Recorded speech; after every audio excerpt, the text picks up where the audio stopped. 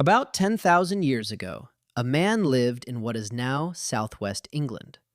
We have his skeleton. We pulled it out of a cave called Cheddar Gorge. Yes, the same place the cheese is named after. Cheddar Man. In 2018, a team at the Natural History Museum and University College London got DNA out of his skull and worked out what he looked like. A European, living in Britain 10,000 years ago. And the genome points to dark skin, not a bit tanned, dark. A dark-skinned man in England 100 centuries ago. Which is a problem, because that's not the guy any of us picture when we imagine an ancient European. We picture some pale, windswept figure brooding on a cliff. The genome says, nope, other guy. And once you understand why he looked like that, you find out something kind of personal. That half the stuff in your bathroom cabinet right now is you, still fighting the exact fight he was. Let me explain. This is Easy Explanation, the channel where I try to explain stuff in a fun way. And today the stuff is why human skin comes in a whole range, and why the order you think it happened in is completely backwards. Start in Africa, where every human alive comes from. You know those two friends everyone has. Black and white guy goes to the beach. One doesn't apply anything, and the other follows the bottle exactly. Reapplies every 90 minutes, and still comes home looking like a tomato that's been crying. That difference? That's the entire video. That's what we're explaining. Here's the mechanism. The sun constantly fires ultraviolet light at you, and UV damages the DNA in your skin cells. Enough of that turns into skin cancer. So your body installs sunscreen at the factory. It's called melanin, the pigment that makes skin darker. And the more of it you have, the more UV gets blocked before it does damage. Dark skin is literally built-in SPF. No bottle, no reapplying. You're born wearing it. So in Africa, under some of the strongest sun on Earth, the math was simple. More melanin meant less DNA damage meant you lived longer. 5 stars. Except cancer isn't even the main reason. There's a second one, and it's the one nobody sees coming. UV doesn't just hit your skin.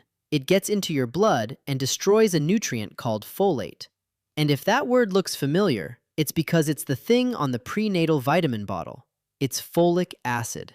It's the one your doctor starts yelling about the second you mention you might want kids, because an embryo needs it in the first few weeks to build a brain and spinal cord correctly, often before anyone even knows there's an embryo.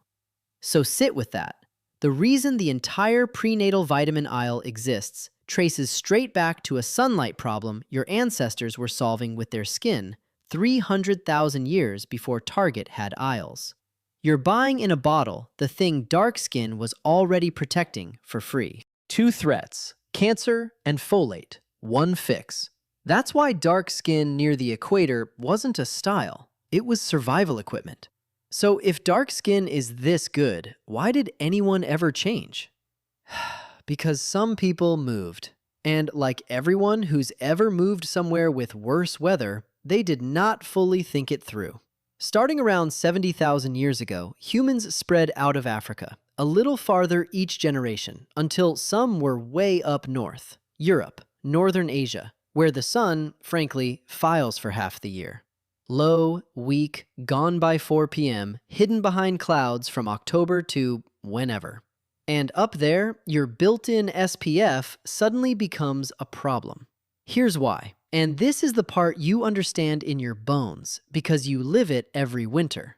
Your skin doesn't just block sunlight, it uses it to make vitamin D. And vitamin D is what your bones need to absorb calcium and not turn to chalk. You already know vitamin D because you've stood in a pharmacy in February buying the little gummies, mildly sad, slightly achy, wondering why you feel like a houseplant somebody forgot to water. That seasonal slump, the low, gray, tired, why am I like this feeling half the Northern Hemisphere gets every winter, a big chunk of that is your body not getting enough sun to make enough vitamin D. Now take that feeling and remove the gummies, the fortified milk, the lamp, all of it. Just you dark skin built for the equator, standing in a northern European drizzle. Your own factory SPF now blocking the tiny bit of sun you desperately need. Your kids' bones don't form right. The supplement aisle won't exist for another 40,000 years. You are, biologically, the saddest houseplant in history. So lighter skin, which lets more of that weak sun through, starts winning. Not because it's better, just because in a place with barely any sun, it scrapes together enough vitamin D to keep more kids alive. Generation after generation, in the north, slightly lighter, slightly lighter, slightly lighter.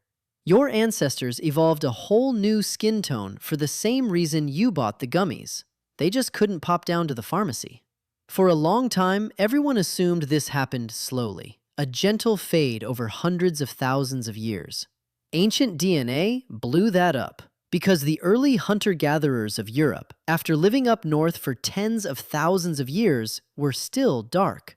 Which is where Cheddar Man comes back. 10,000 years ago, in Britain, the change just hadn't reached him yet.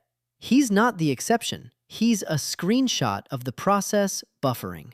The pale skin we now think of as classically Northern European, the friend who burns in 12 minutes from the top of the video, only spread widely in the last 6,000 to 8,000 years. That's shockingly recent, younger than the wheel, younger than farming.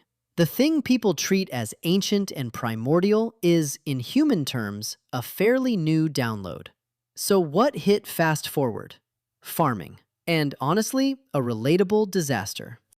Hunter-gatherers ate fish, liver, organ meats, which, annoyingly, are loaded with vitamin D. They were accidentally on the exact diet a personal trainer would put you on. Then everybody discovered farming, looked at the salmon, looked at a big warm pile of bread, and went all in on the bread. Humanity's first great diet mistake. We went hard carbs, and our vitamin D fell off a cliff. Same energy as every person who's ever decided cereal is dinner now. Except the consequence wasn't a food coma. It was your bones. And because farming towns were big and packed together, any gene that squeezed more vitamin D out of weak sun spread fast, through a dense crowd instead of a scattered few. Bad diet plus big crowd? That's the fast forward button. And here's the part that should rewire the whole thing for you. Light skin in Europe and light skin in East Asia are not the same event. You'd assume it happened once and spread. It didn't. Europeans and East Asians got lighter separately. Different genes, different routes, arrived at independently. It's the two people show up in the same outfit thing, except across two continents and several thousand years. Nobody copied anybody. They just had the same problem, weak northern sun, and independently landed on the same fix. Biology calls that convergent evolution. The same answer reached more than once by totally different paths. Birds and bats both grew wings without consulting each other. Human skin pulled the same trick with pigment, twice. And when nature solves the same problem the same way more than once, completely independently, that's the strongest possible sign the problem was real. So let's bring the whole thing home. You didn't descend from one color that turned into another. Dark skin is the original, the default the entire species shipped with. Every lighter version is a later patch, installed in a few regions to fix one bug: not enough sun. None of it was ever about the people. It was about the weather. The proof is a dark-skinned Englishman, 10,000 years old, caught halfway through a change that hadn't finished, in a cave named after cheese. Your ancestors didn't change color because of who they were. They changed color because of where they moved, and how much sun was waiting when they got there. The sun never picked a side. It just shone, the same in every direction, and your whole family tree spent 300,000 years rearranging itself around the weather forecast. And you're still in it.